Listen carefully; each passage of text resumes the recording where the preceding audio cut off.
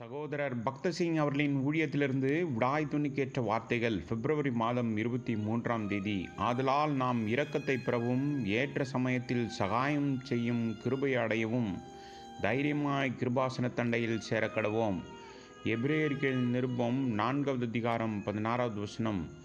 எபிரேயருக்கு நிருபம் 5வது அதிகாரத்தில் மெல்கிசேதேக்கை காட்டிலும் 4 விதமான ஊழியத்துடன் நம்முடைய கர்த்தராகிய இயேசு கிறிஸ்துவை உன்னதமான பரலோக பிரதான ஆசாரியராக இருக்கிறதை நாம் பார்க்கின்றோம்.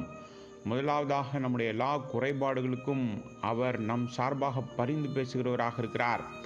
அவர் நம்முடைய வழக்கறிஞர். என் பிள்ளைகளே, நீங்கள் பாவம் செய்யாதபடிக்கு இவைகளை உங்களுக்கு எழுதுகிறேன்.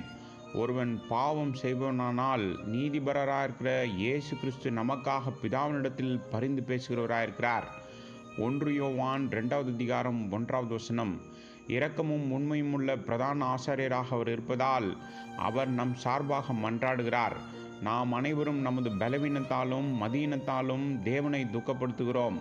நாம் தவறு செய்ய விரும்பாவிட்டாலும் எதிரி நம்மை சோதனையில் இழுத்து விடுகிறான். கர்த்தராகிய இயேசு கிறிஸ்து நம்முடைய பலவீனங்களையும் தோல்விகளையும் அறிந்து நமக்காக மன்றாடுகிறார். இரண்டாவதாக, பழைய ஏற்பாட்டு காலத்தில் பிரதான ஆசாரியன் ஜனங்களின் சார்பாக தேவனுக்கு பலிகளை செலுத்த வேண்டியிருந்தது. இந்த பலிகள் கர்த்தராகிய இயேசு கிறிஸ்துவை 5 விதங்களில் காட்டுகிறது. முதலாவது, கர்த்தராகிய இயேசு கிறிஸ்துவின் பரிபூர்ண பலியை பற்றி பேசும் சர்வாங்க தகன பலியை அவரில் பார்க்கின்றோம். இரண்டாவதாக, பாவ நிவாரண பலி. கர்த்தராகிய இயேசு கிறிஸ்து நம்முடைய இரட்சகராக நம்முடைய எல்லா பாவங்களையும் எப்படி ஏற்றுக்கொண்டார் என்பதை நமக்கு நினைப்பூட்டுகிறது. மூன்றாவதாக, சமாதான பலி. கர்த்தராகிய இயேசு கிறிஸ்து எவ்வாறு நம்முடைய சமாதான காரணராகி நம்மை தேவனோடு ஒப்புரவாக்கினார் என்பதை காட்டுகிறது. நான்காவதாக, குற்ற நிவாரண பலி. கர்த்தராகிய இயேசு கிறிஸ்து நாம் மறுபடியும் பிறந்த பிறகும் நாம் செய்யும் பாவங்களை சுத்திகரிக்கவும் மன்னிக்கவும் முழு ஏற்பாடு செய்திருக்கிறார் என்பதை நினைப்பூட்டுகிறது. ஐந்தாவதாக, போஜன பலி. கர்த்தராகிய இயேசு கிறிஸ்து நம்முடைய பசியையும் தாகத்தையும் தீர்க்க நம்முடைய போஜனமாகவும் பானமாகவும் மாறினார் என்பதை காட்டுகிறது. கர்த்தராகிய இயேசு கிறிஸ்து நமக்காக இந்த 5 விதமான பலியானார். ஒரு பரிபூர்ண தியாகத்தால் அவர் நம்மை நீதிமான்களாக்கினார்.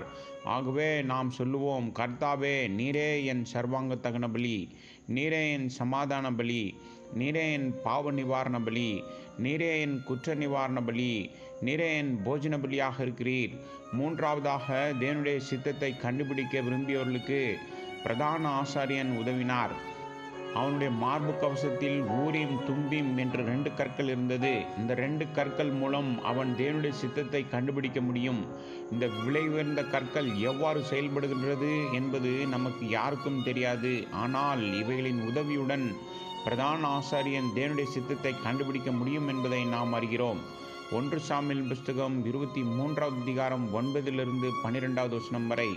கர்த்தராகிய இயேசு கிறிஸ்து நம்மில் வாசம் செய்யும் பரலோக பிரதான ஆசாரியர். நாம் அவருடன் நேரடியாக பேசலாம் மற்றும் தேவ சித்தத்தையும் கண்டறியலாம்.